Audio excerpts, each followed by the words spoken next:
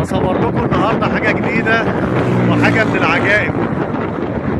برج ارتفاعه في مدينه القاهره بالتحديد في حي الزمالك ارتفاعه 166 متر. البرج ده اسمه برج الزمالك او برج فوده. تم انشاؤه او تم بدايه البناء فيه سنه 1972، وكان مخطط له ان هو يتبنى يبقى فندق ب 450 غرفه فندقيه.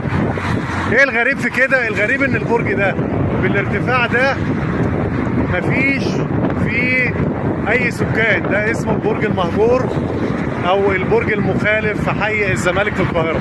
طب ايه قصته؟ سنه 1972 بدا البناء في البرج، وكان رئيس سادات كان في عهده الكلام ده كان معجب بالموضوع ان يبقى مشروع منهاتن وابراج وناطحات سحاب في حي الزمالك. لكن المشكله ان ملاك البرج رغم التكاليف اللي هم عملوها الا ان هم اغفلهم ان هم يعملوا جراج. عدم وجود جراج، طبعا الفنادق طلع القرار بعد بدايه البناء. يعني البرج بدأ البناء فيه 1972.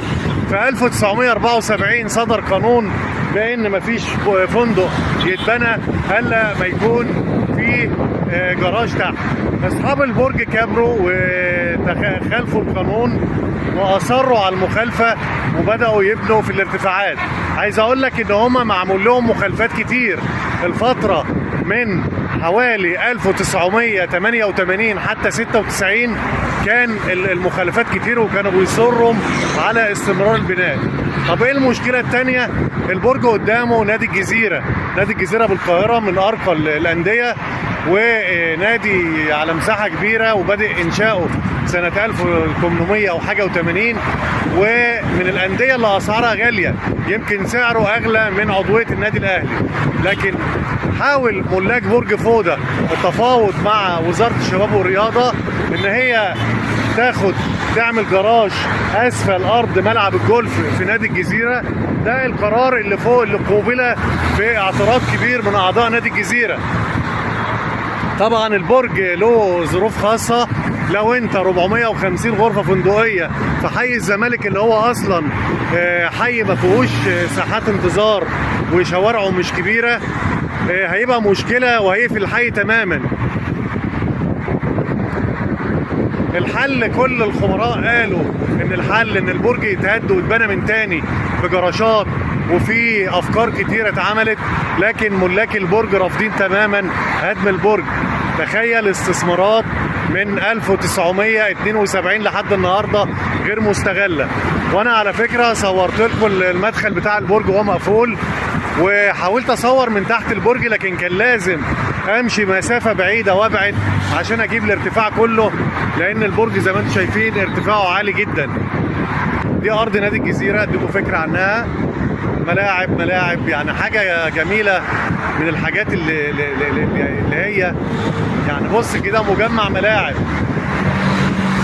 ده ملاعب مفيش مباني. يعني نادي الجزيره انا مش شايف فيه مباني، كلها يعني ايه ساحات فاضيه، سواء باتيناج او جولف او ملاعب كوره. ده نادي الجزيره. بص كده الناحيه الثانيه مبنى اتحاد الاذاعه والتلفزيون. هلف وشي وهقول لك ده كوبري الزمالك، وهوريك حاجه ثانيه، هوريك برج القاهره. ادي برج القاهره اللي ارتفاعه 187 متر. ده برج القاهره طبعا اللي ارتفاعه 187 متر اهوت. ويعتبر برج القاهره وبرج الزمالك الاثنين متقابلين.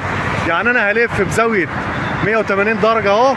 ده كوبري الزمالك اهو،